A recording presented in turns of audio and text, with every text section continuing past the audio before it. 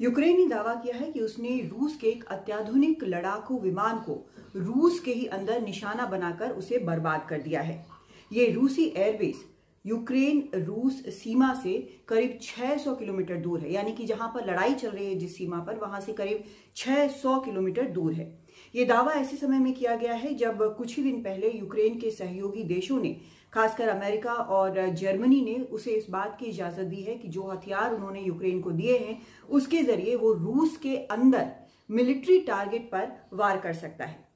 इस दावे के साथ ही यूक्रेन की मिलिट्री का जो खुफिया विभाग है उसने कुछ सैटेलाइट तस्वीरें साझा की हैं, और ये सैटेलाइट तस्वीरें ये दिखाती हैं कि उस इलाके में सूट है, यानी कालिक है, जलने के निशान हैं और कुछ गड्ढे बने हुए हैं। और अगर ये दावा सही साबित होता है तो ये पहली बार होगा कि यूक्रेन रूस के इस अत्याधुनिक लड़ाकू विमान Su-57 को निशाना बनाने में कामयाब हुआ है।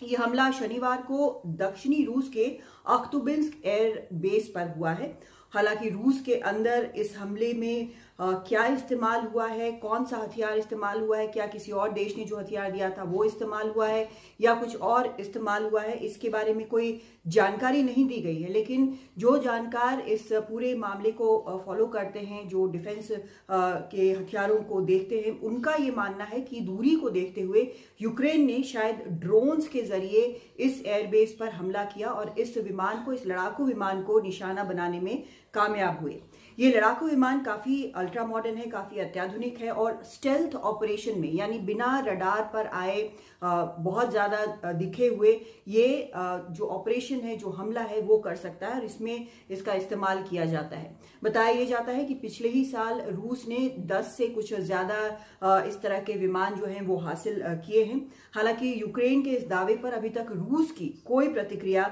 नहीं आई है। इस बीच अमेरिका के एनएसए ने यह कहा है कि जब से अमेरिका ने इस बात की इजाजत दी है कि उसके दिए हुए हथियारों का इस्तेमाल खार्किव की रक्षा के लिए और